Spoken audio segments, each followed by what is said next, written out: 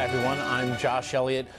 In any minute, we do expect to hear from the governor of South Carolina, Nikki Haley, regarding the state's preparations for the advent of Hurricane Matthew, which is currently making its disastrous way up the eastern coast of Florida. We're actually keeping an eye here on what appears to be a dry dock at a marina in Sanford, Florida, that is just north and a bit east of Orlando. Again, you just saw that shot was lost. In fact, those winds have been measured in that part of the state almost, if not in excess of 100 miles per hour. The eye wall of this storm has really been touching up against that part of the state throughout the morning for more than on the track, the projection in the current state of the hurricane. We want to go to our meteorologist, Lissette Gonzalez, of our Miami station, WFOR in Miami. Lissette, what can you tell us?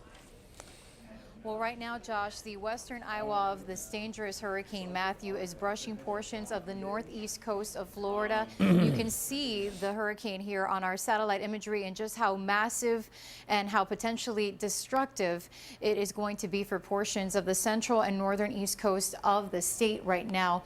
And as we take a look at the latest 11 a.m. advisory just in from the National Hurricane Center, it is still a Category 3 hurricane with max sustained winds of 120 miles per hour, and it is moving to the north-northwest at 12 miles per hour, currently located about 95 miles southeast of Jacksonville, Florida, and forecast to continue riding up or just parallel to the northeast coast of Florida as we head throughout the day today, and then likely could even remain a Category 3 hurricane as we head into tomorrow and be just offshore or near the Georgia coastline, and thereafter likely heading towards the South Carolina coast as a Category 2 as we head into late Saturday and into Sunday. And then it looks like it's going to take a little loop back possibly towards Florida, believe it or not.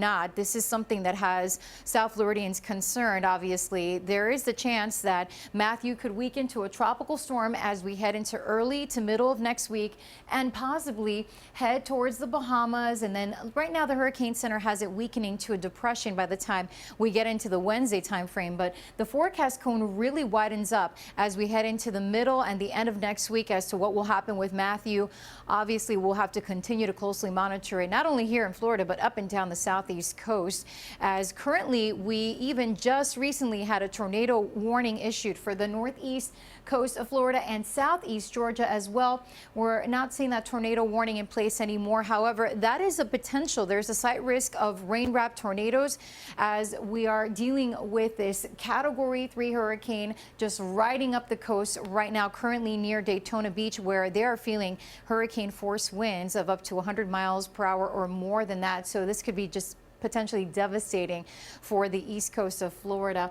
Right now, we're looking at those rain bands, those squalls just slamming not only the northeast coast of Florida, but even portions of the Georgia coastline already, and especially along the Space Coast, the Treasure Coast, dealing with the brunt of this hurricane. As we're looking at South Florida dealing with quiet conditions, the reasoning behind the warnings and the watches being lifted for our area. However, as we head up the coast, we are seeing much of the Central Coast under tropical storm warning and also hurricane warning stretching from Melbourne all the way up northward through Jacksonville. Also, we're seeing hurricane warning, tropical storm warnings issued for Georgia, South Carolina coast, and then further inland tropical storm warnings issued for those areas, and even North Carolina. Right now, the coastal areas there under a tropical storm warnings and even some hurricane watches issued up through the coast here as we get into Wilmington. Now, taking a look at the potential for rainfall, we could see life-threatening flooding, and also storm surge is a huge